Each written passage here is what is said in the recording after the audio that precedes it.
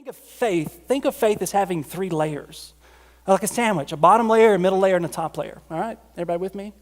The bottom layer of faith is understanding, okay, the rational process of gathering information, just thinking. It's not the absence of thinking, it's thinking about what is this? Is it something I can put faith in? I got to understand it.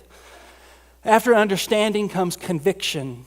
The Latin word I can't pronounce, but you just trust me on this. It just means to have, not just intellectually believe it's possible, but have a conviction that it's probable.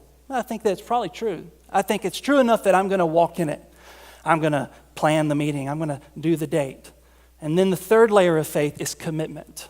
It's actually acting on what it is you're convinced is true. Understanding, conviction, and commitment. That's a faith sandwich.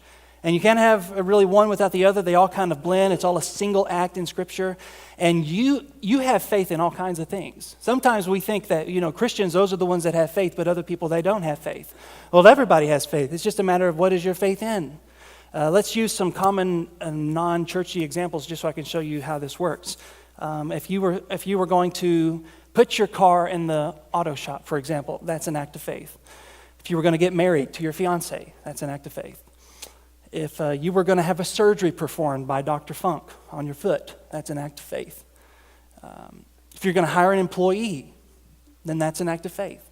So what are the processes? Well, first you get the understanding. If you're going to understand about the surgery, you probably read up on the surgery. You go to WebMD. Now you're Dr. Tanya, you're Dr. Wes. You figure out all those things. You read up on the doctor. You get understanding, and then you get a conviction. Okay, I'm going to choose this doctor, not that doctor. I'm going to have this surgery, not this surgery. And that conviction leads to what?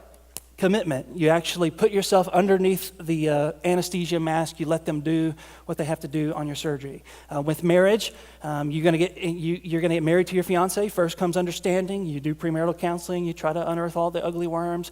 You get as much understanding as you can. Then you get the conviction. I really believe this is the right one. Okay, we're going to plan the date. We're going to buy the dress. I'm going to, dress up like she wants me to dress up. I'm going to do all the things that they want me to do. And then the third layer is commitment, right? All that stuff doesn't make you married. What makes you married is you put a ring on the finger. You actually get married.